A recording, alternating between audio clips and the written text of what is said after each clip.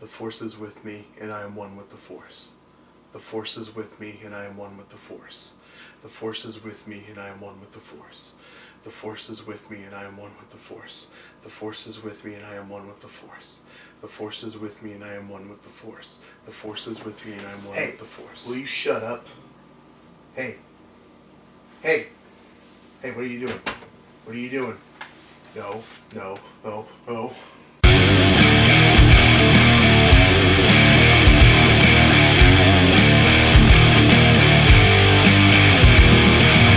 What's going on, everybody? It's Danny. I'm back again with another review for you. This time it's for Rogue One, a Star Wars story.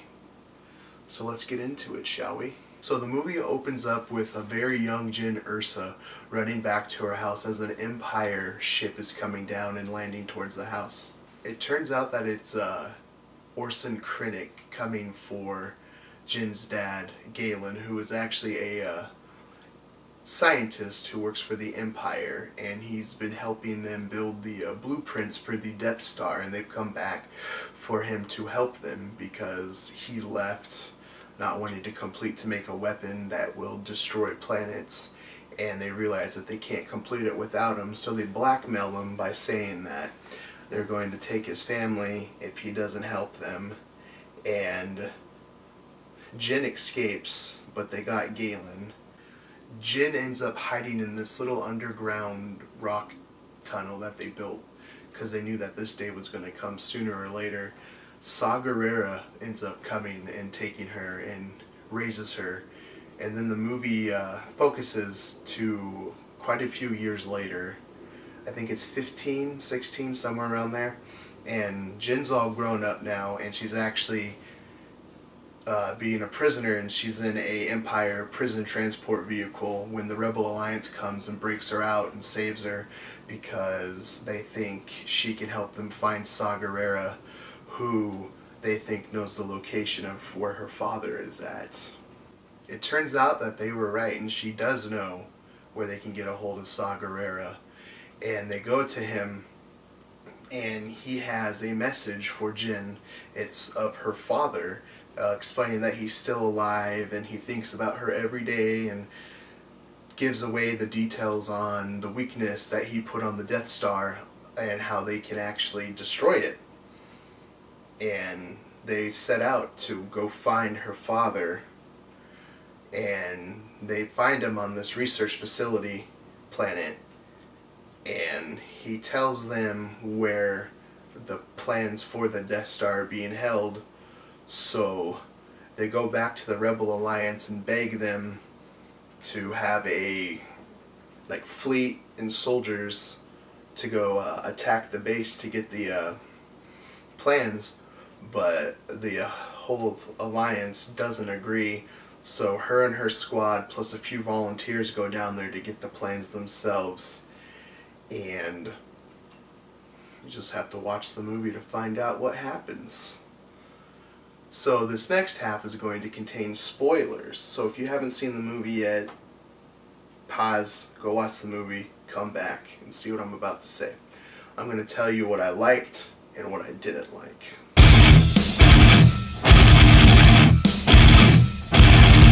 I like that this movie had a more old school feel, like it felt like an old Star Wars movie. A lot of the props and stuff, a lot of the sets were pretty spot on at looking like retro future, like in Star Wars, the original trilogy, and Alien and stuff.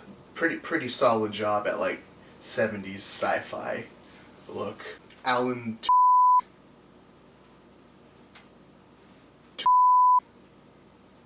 Why is that being bleeped out? Anyways, Alan as SR-20 was amazing. He was my favorite character. Every time he was on screen, he took it. All the focus was on him. It was a great, sarcastic-y, smart droid. And I loved him.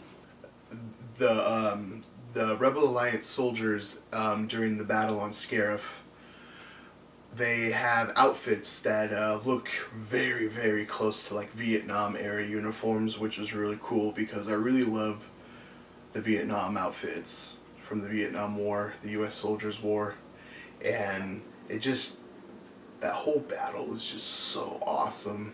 It's what really makes the movie. Things I didn't like. So the first cameo that we see are the two guys from the bar, or the cantina on Mos Eisley, who try to pick a fight with Luke, and Obi-Wan ends up cutting one of their arms off. They have a cameo in the movie, and yeah, it was cool to see, but at the same time, once you think about it, you're like, so they escape this planet right before they blow up the trading post, and they get back to Tatooine, and then like a day or two later, that him getting his arm cut off happens. So it was cool to see, but at the same time, it was kind of like, really hard to like. But then again, they don't explain how close Tatooine is to this planet, and their whole space-time travel, or the space travel on Star Wars. They seem to go pretty fast, but yeah, it was interesting to see those guys. Not a lot of character development. I didn't feel for a lot of the characters, so when they all end up dying, didn't really hit hard, didn't really feel bad. I think they could have done just a little better of a job making you feel and care for these guys, because, you know, they're the ones that get the plans to destroy the Death Star, and obviously they're not going to make it back alive. And you'd think you'd want to feel for them a little bit, but to me, it's just me. I didn't feel for any of them, really. The theme song for this movie doesn't really fit.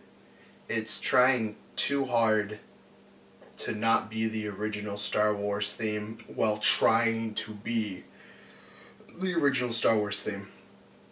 And that might be confusing to some people, but if you think about it, it's just, to me, that's what it seemed like. And like, I get why they didn't use that theme, because it's for the main stories, and then this is a side story, a spin-off movie. I get it, I understand, but it's Star Wars, you know, that's what we want to hear. No crawl. The rumors were strong about not having a crawl in this, and they were true. For those of you that don't know what I mean, it's the text at the beginning of all the other Star Wars movies that give a quick synopsis of what's going on. Rogue One didn't have it, and I guess they want to keep that for the main movie storyline, which is like, okay, but I feel like it would have helped a little bit with this movie, especially at the beginning. The Death Troopers were pretty much wasted in this movie. They didn't do much. The Death Troopers were the Black Stormtroopers. They're supposed to be like the best of the best, and they don't do anything until the very end of the movie, and even then they still didn't do much, so I feel like they were kind of wasted potential to be pretty cool. I heard there was actually a whole like other war segment that they took out of the movie, which really bums me out, because this was supposed to be a war movie. Now it is, but not until like the last 40 minutes of the movie, which it's a slow burn. It's pretty slow at the beginning, which I wasn't really digging. I honestly was getting pretty bored, but then after a certain part it picks up and it gets awesome. The first time they show Vader was a very unnecessary scene, and I really feel like it kills the hype of him showing up at the very end of the movie and just going to town on the rebels. Just a slaughter. It was so awesome, but that first scene, it just kills it. That was my review for Rogue One: A Star Wars Story. If you liked it, give me a thumbs up. If you didn't like my review, give me a thumbs down. Leave me a comment. Tell me what you thought about the movie, because I want to hear what everyone else thought about the movie. Like I said, it was good. It should have been great. And if it was just like insane the whole way through, like the last act of the movie was, it would have been great, and I would have given it like a 9 out of 10. But because the beginning was so dull and sloppy and boring, I'm giving Rogue One: A Star Wars Story a 7 out of 10. I will see you on the next Danny Rants and Reviews.